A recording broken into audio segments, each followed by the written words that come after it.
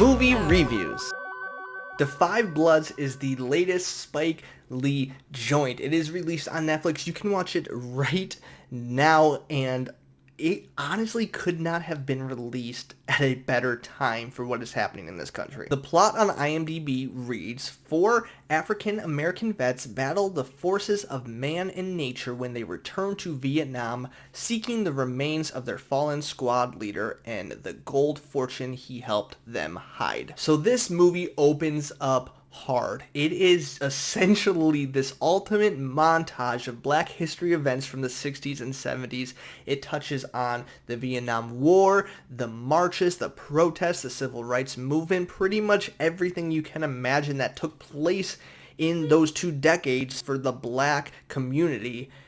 And it is impactful. So when these 4 vets return to Vietnam, there's a lot of different tones going on. In one hand, it's incredible to see their perspective and see what their experience was like going through this war, dealing with PTSD, trying to struggle with living in this world now, not always agreeing with the war that they signed up for. And on the other half, it's a fun little treasure hunt. And there are moments that are so enjoyable. They're just out there in the jungle searching for gold, looking for the remains of their fallen squad leader. I gotta say, played by Chadwick Boseman, Stormin' Norman, I need a prequel, a sequel, a separate whatever. I need more stories of him because his character was awesome. The way that they presented his character, because the whole movie he was dead, but they had flashbacks going back to their time in the war.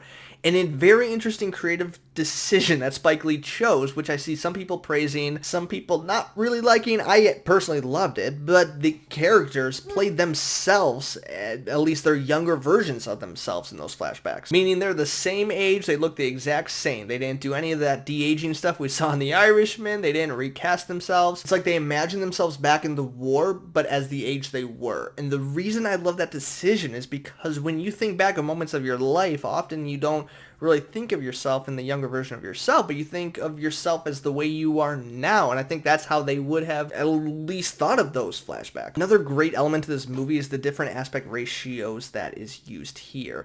So when you see flashbacks of their time in the Vietnam War, it looks a lot different than the modern day, and even within the jungle, you see widescreen, you see full screen, a lot of different film techniques being used. And it is so visually pleasing to watch. I think that's one of my favorite things about this movie, is that it uses every single element of movie magic.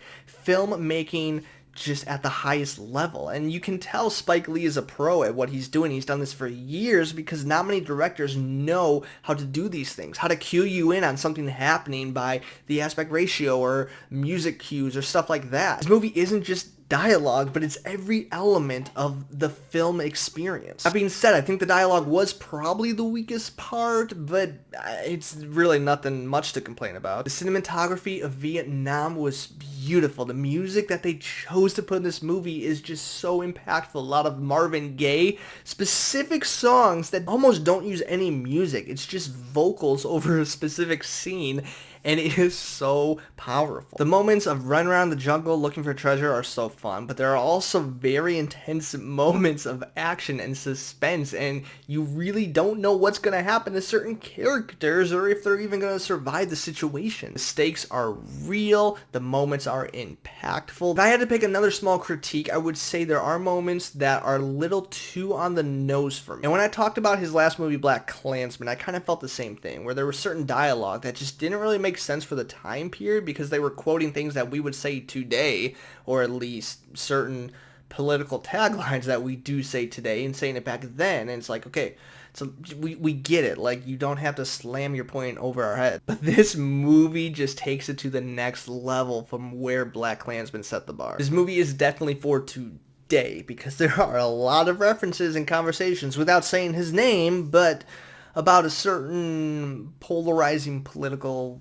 figure who is currently our leader. There's one character specifically, one of the 4 vets, who just wears his red hat the whole time, and he has open conversations about voting for him and supporting him, and they have these debates on whether or not that's right as a black individual. So yes, moments of it being too on the nose, but it's also really good conversation, and it gives a lot of depth to these characters and gives them more dimensions to them other than just being the stereotypical, like, yes, this is what I look like, so this is how I think. But no, there's a lot of people that think like that. But that's what Spike Lee does. There are moments where he's very on the nose, and there's also moments where there's a lot more nuance to the situation. And I will say, within this movie specifically, I think there is that good balance, because the points that are very on the nose for me, I think it's intentional. Like, he wants to get the point across. Like, yes, this is what I'm trying to say.